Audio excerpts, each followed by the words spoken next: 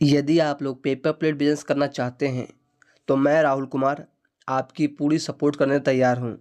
यदि आप मेरे चैनल मेरे आप फैमिली मेम्बर हैं, मेरे आप चैनल को सब्सक्राइब किए हैं ना, तो आप लोगों को मैं वादा करता हूँ आपसे कि मैं आप लोगों की हर एक वो प्रयास करूँगा जिससे आपका प्रॉफिट हो।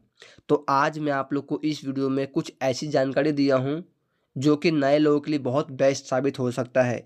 इस बिज़नेस में कैसे-कैसे लोग बर्बाद होते हैं, किन-किन तरीकों से बर्बाद होते हैं, ऐसे कुल 4 टॉपिक पे हम बात किए हैं। तो आप इस वीडियो को लास्ट तक में बने रहें और आप इस वीडियो को ठीक तरीके से समझें, ठीक तरह से देखें, तभी जाके आप ये बिज़नेस शुरू करिएगा। तो चलिए हम वीडियो अब दिखाते हैं कि कैसे लोग बर्बाद होते हैं इस बिज़नेस से। क्यों आप लोग पेपर प्लेट बिज़नेस करने के बारे में सोच रहे हो? क्या आप लोग को पता नहीं है कि पेपर प्लेट बिज़नेस से बहुत से लोग बर्बाद हो चुके हैं? क्या आप लोग को ये अनुभव नहीं है? क्या आप लोग को लगता है कि पेपर प्लेट बिज़नेस करना आसान है? नहीं मेरे भाई, पेपर प्लेट बिज़नेस करना आसान नहीं है। इसी कारण लोग इस बिज़नेस से ज़्यादातर लोग बर्बाद हो रहे हैं। आज हम इस वीडियो में आप लोग को सब कुछ बताएँगे कि नए लोग पेपर प्लेट बिज़नेस से क्यों बर्बाद होते हैं? क्या कारण है जो कि आज प्रतिदिन ज़िले में हर एक ज़िले में इतने मशीन लगने के बावजूद पेपर प्लेट का डिमांड रहता है और इतने मशीन लगने के बावजूद क्यों लोग इस डिमांड को पूरा नहीं कर पा रहे हैं? और क्या कारण है जिससे लोग ये बिज़नेस शुरू तो करते हैं मगर 1-2 महीने में ही ये बिज़नेस को बंद कर देते हैं, उनका सारा पैसा वेस्ट हो जाता है इससे। गाइस आज मैं आप लोग को इस वीडियो में सारी चीज़ें बताऊँगा, खुल के बताऊँगा ताकि आप लोग समझ सकें और आप लोग एक सही डिसीजन ले सकें कि आप लोग को भी ये बिज़नेस करना चाहिए या फिर नहीं। तो चलिए हम जानते हैं, लेकिन उससे पहले अभी तक आप लोग ने हमारे चैनल को सब्सक्राइब नहीं किया होगा, छोड़ो आप करो या मत करो उससे हमें मतलब नहीं है। मेरा काम है आप लोग को बताना, मैं आप लोग को बता देता हूँ, बाकी आपकी इच्छा। सब्सक्राइब करिएगा तो आपकी भलाई होगी, नहीं कीजिएगा तो कोई नहीं। चलिए देखिए, हम बात करेंगे नए लोगों के बारे में कि नए लोग इस बिज़नेस से क्यों बर्बाद हो रहे हैं। जैसा कि आप लोग जान रहे हैं कि प्रतिदिन प्रत्येक ज़िले में 15 से 20 मशीन लग रही है, लेकिन फिर भी पेपर प्लेट का डिमांड मार्केट में बहुत ज़्यादा है। क्या कारण है? इतने मशीन लगने के बाद भी महीने में कम से कम 500 से 600 मशीनें लग रही है, लेकिन फिर भी इसका डिमांड है। तो सबसे पहला रीज़न तो ये है कि लोग इस बिज़नेस में क्यों सक्सेस नहीं हो पाते हैं। सबसे पहले जब कोई भी आदमी इस बिज़नेस को शुरू करता है ना, तो उसको इसके बारे में कोई नॉलेज नहीं होता है। बिना नॉलेज के वो लोग इस बिज़नेस को शुरू कर लेते हैं। उन लोग को ये भी नहीं पता होता है कि हमारे लिए सबसे बेस्ट मशीन कौन-सा है। हाइड्रोलिक है, क्रैंक वाली है या फिर सिंगल डाई है या फिर डबल डाई है। उनको कुछ नहीं पता होता है। उनको ये भी नहीं पता होता है कि पेपर का जीएसएम क्या होता है। लोग जब नए लोग इस बिज़नेस को स्टार्ट करते हैं, उन लोग को ये सब कुछ नहीं पता होता है। वो लोग यूट्यूब पे देखते हैं वीडियो या फिर फेसबुक पे देखते हैं वीडियो और कॉन्टैक्ट नंबर लेके उनसे बात करते हैं, उनके पास जाते हैं। मशीन जो आदमी अगला बंदा कहता है, उसकी बात पे विश्वास करके वो लोग 30 से 40 हज़ार या 50 हज़ार मशीन ले लेते हैं। लेकिन उस मशीन में क्या है, वो मशीन कैसे चलेगा, उनको कोई नॉलेज नहीं देता है। यहाँ तक कि उनको ये भी नहीं बताता है कि आपको पेपर की जीएसएम कैसे देखना है, आपको कौन-सा पेपर लेना है, आपके मार्केटिंग में कैसे बिकेगा, आपको मार्केटिंग कैसे करना है और ये भी नहीं बताता कि छोटे-छोटे फ़ॉल्ट आने पे मशीन को आप कैसे ठीक कीजिएगा। इसी कारण से लोग हमारा पहला टॉपिक तो ये हुआ था कि इसी कारण से लोग इस बिज़नेस में बर्बाद होते हैं क्योंकि उन लोगों को इसके बारे में कोई नॉलेज नहीं होता है। इस मशीन को चलाना कोई भी नहीं सिखाता है, इसकी कैलकुलेशन करना कोई नहीं सिखाता है, इसमें कौन-सा मशीन लेना होता है वो कोई नहीं बताता है। दूसरा रीज़न क्या होता है कि जैसे कि आपने स्टार्टिंग किया है, आपका थोड़ा बहुत मार्केटिंग बन गया, आप माल सप्लाई करने लग गए, तो ये इनके अंदर मन में बहुत सी कल्पनाएँ आती हैं, मन में थोड़ा ऐसी कंडीशन हो जैसे कि ना कि हम हैं तो कोई है ही नहीं। लोगों के मन में ऐसी-वैसी बहुत सी बातें आती है जैसे कि अभी क्या दौर पे काम कर रहे हो और घमंड, अकड़ सब कुछ इनमें भर जाता है कूट-कूट के। फिर वो लोग सोचते हैं कि चलो हमारा काम चलने लग गया है, अब 1-2 वर्कर रख लेते हैं और हम आराम से बैठे रहेंगे। हमारा कस्टमर आएगा, वर्कर है ये है, अपना माल बनाएँगे, अपना माल हम जाके सेल कर देंगे। तो ऐसे नहीं होता है काम। दूसरा रीज़न ये होता है उन लोगों की बर्बादी का।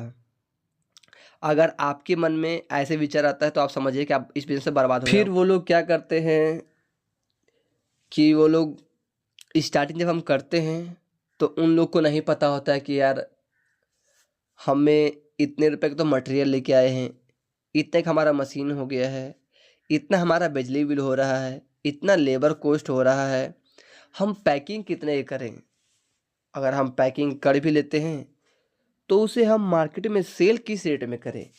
हमारा एक पैकेट का कीमत क्या होगा, हमारा एक पीस की कीमत क्या होगा, हमारा 1 केजी माल में कितना पीस निकलेगा, वो कैसे कैलकुलेशन करें, कुछ समझ में नहीं आता है। फिर वो लोग क्या करेंगे यार, यूट्यूब पे देखेंगे वीडियोस, गलत सही जो भी उनको कैलकुलेशन बताएगा उस हिसाब से वो लोग कर लेते हैं। उनका बचे या ना बचे बहुत कम रेट पे जाके मार्केट में माल सप्लाई कर देते हैं। फिर बाद में क्या होता है, वो लोग जब उनका 10 दिन या 15 दिन या फिर महीने का स्कोर देखते हैं कि यार हमारा जितना माल लाए थे वो तो हमारा ख़त्म हो गया है, हमारा कितने का प्रॉफिट हुआ है। तो यार उस टाइम उनका शॉर्ट लग जाता है कि यार मैंने इतना माल बनाया, मार्केट में सप्लाई किया, मेरा कुछ बचा ही नहीं, बस 5-6 बचा है महीने का। अब इसमें हम क्या वर्कर खर्च दें, क्या हम वर्कर खर्च दें, क्या हम पेट्रोल खर्च निकालें, क्या हम रूम रेंट निकालें, या फिर क्या हम खुद का निकालें। ये लोग फंस गए क्योंकि उनको तो भाई मार्केटिंग के बारे में कुछ पता ही नहीं है कि इसका सेल कैसे होगा, कितने परसेंट पे हमें अपना रख के हम सेल करना चाहिए। तीसरा तरीका ये इन लोग का हो जाता है। चौथा क्या होता है देखिए, चौथा तो ये होता है मार्केट का कंपटीशन। हमारे मार्केट में कौन सा माल चल रहा है, कौन सा माल चलेगा लाइफ टाइम तक, हमें क्या करना चाहिए, हमें किस चीज़ से स्टार्ट करना चाहिए। या फिर मान लो यार हमारे मार्केट में चल रहा है प्लेन आइटम और हम ले आते हैं रिंकल आइटम। रिंकल प्लेट बनाएंगे तो रिंकल थाली बनाएंगे, हमारा अच्छा सेल होगा। यार आपका जो चल रहा है मार्केट में वो चलाओ ना। अगर प्लेन चलता है मार्केट में प्लेन चलाओ। प्लेन में क्या होता है, किसी डाई का कीमत हमारा कम आता है। अगर आप जो थाली देख रहे हो, ये थाली आप प्लेन बनाते हैं तो इसकी कीमत डाई की आपको 10 से 11,000 रुपये में आपको डाई मिल जाएगी। अगर 13 इंच की अगर रिंकल थाली बनाइएगा ना आपको, तो वो आपको 14 से 15,000 में डाई आगी आपको बिकेगा इसी रेट में, 1 रुपये कुछ पैसा में ही थाली बिकेगा। तो आप रिंकल क्यों बना रहे, प्लेन बनाओ जिसमें आपका 2 पैसा बचत होता है, वही आपको काम करना चाहिए। क्योंकि लोग मार्केट में कंपटीशन बहुत ज़्यादा हो गया है, तो आपको ये देखना चाहिए कि हमारा 2 पैसा कहाँ बचता है। कुछ लोग जो आप देख रहे हैं कि साइड साइड से कोने निकल रहे रद्दी के, उसको कुछ लोग फेंक देते हैं, कुछ लोग ठंड के मौसम में जला के हाथ सेक लेते हैं, तो उनका नुकसान ये होता है। क्यों? आपको ये बिकेगा नहीं क्या? भाई अगर बेचते हो ना तो आपको इसका बिजली बिल फ्री हो जाता है, क्योंकि ये 1 रुपये केजी या 2 रुपये केजी या फिर 4 रुपये केजी रद्दी बिकती है। तो आप उससे ही बेच के आप कम प्रॉफिट कर सकते हो, लेकिन ऐसा आप लोग को नहीं कर पाते हो क्योंकि आप लोग को पता ही नहीं स्टार्टिंग में कि रद्दी कैसे बिकेगा, कहाँ बेचे, क्या नहीं करे, इसको कुछ नहीं पता होता है। तो इन्हीं छोटे छोटे प्रॉब्लम्स की वजह से लोग बर्बाद हो जाते हैं। तो यदि आप लोग भी पेपर प्लेट बिजनेस करना चाहते हैं तो आप लोग उससे मिलिए, उससे अच्छी जानकारी लीजिए जो कि आपको ठीक तरह समझाता है कि आपको नहीं भाई ये मशीन नहीं, ये मशीन आपको लेना चाहिए, ऐसे आपको कैलकुलेशन करना चाहिए, ऐसे आपको ये सब जो जानकारी देता है ना, आप उनसे मिलिए। या फिर अगर आपको वीडियो मेरी अच्छी लगती है तो आप हमसे संपर्क कर सकते हैं। हम आपको जानकारी देते भी हैं और आपको देंगे, आपका फुल सपोर्ट करेंगे।